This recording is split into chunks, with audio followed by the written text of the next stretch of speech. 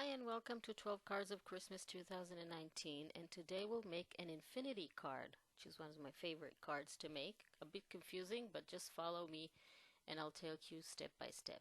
So I'm going to take all the cover papers and put them aside, and we're going to start with the 4 panels, and we are going to score all of them the same way. First you align them vertically and score it on the 1.5 inch, and then turn it horizontally and score it on 1.5 inch on both edges. So on one side and then 1.5 inch on the other side, and you do that with all 4 panels. This is how it should look.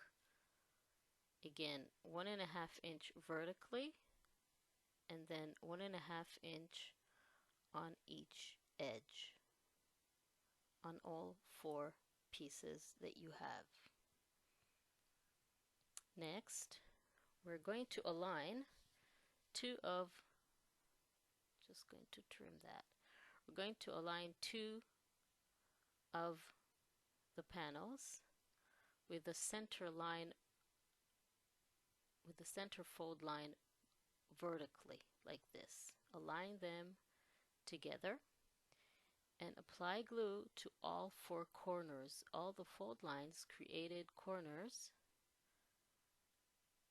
on the paper. So you simply apply the glue on the corners and then attach the other 2 panels while the center fold line is horizontal. Simply glue them on top of the other 2 panels, one on top and one on the bottom. Make sure they're all aligned and placed exactly one on top of the other, like this. And basically this is the card. You need to let it dry, and then we'll be able to start folding it to make the infinity card. So once that's dry, you simply follow the fold lines and burnish them well with your bone folder. You need to show the paper where to go, and it might be a little difficult in the beginning because the paper will not fold automatically. So you need to follow the fold lines like this and fold it accordingly. Again, use your bone folder to make sure that it goes where it needs to go.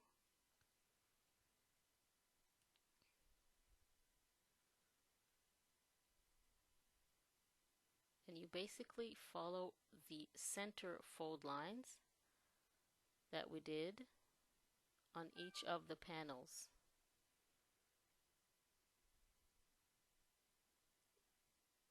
Just fold it and use your bone folder. And then you will need to work the card a little bit so it will know where it needs to go.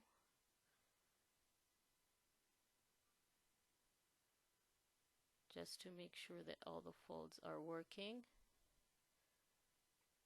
And once you're sure that it's all working properly, we can bring back the cover papers and add them.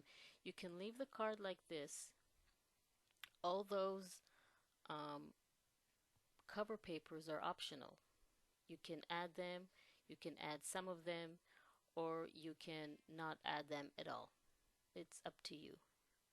Basically, all the cover papers go in between the fold lines.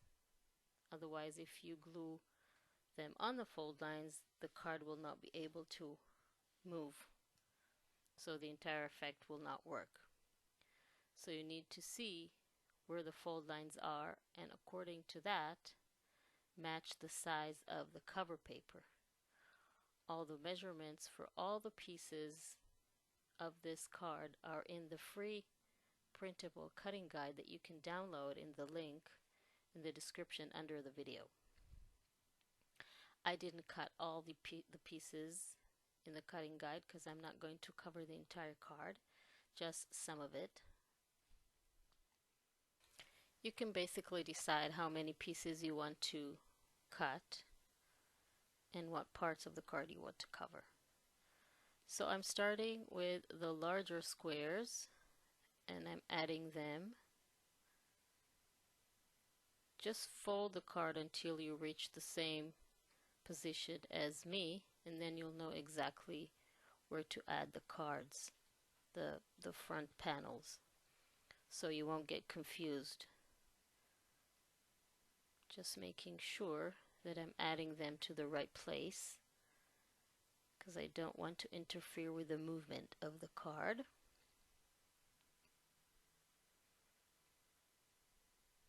And of course you can use whatever pattern paper you have in your stash. I'm using the Graphic 45 papers from different Christmas collections that I have. And now I'm going to add a few of the smaller cover papers, the rectangles, and you can just play around and decide what side you want to show and what side you want to glue. If you're using double-sided paper, and I think you should, then you get much more many options to use on your card. And I'm also going to bring the little squares and add them to the corners.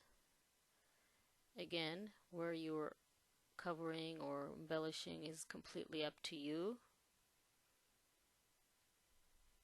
but I think it makes it a little nicer and more colorful to add those touches here and there. Let's add one more square. This is also a good way to use some leftover papers that you have from cutting all the pieces for the other 12 cards of Christmas cards. You probably have some leftovers, so you can use them for this card to cut all the smaller cover pieces. I'm going to add 4 corners here as well. And basically I think that will be it. I'm going to leave the other parts of the card uncovered. I think that will look really nice. And basically your card is ready, so you can go ahead and move it again and again forever. Hope you like this video. Join me for the other 12 cards of Christmas. And again, all the measurements for all the cards are in the free printable cutting guide in the link in the description under the video. So I'll see you next time.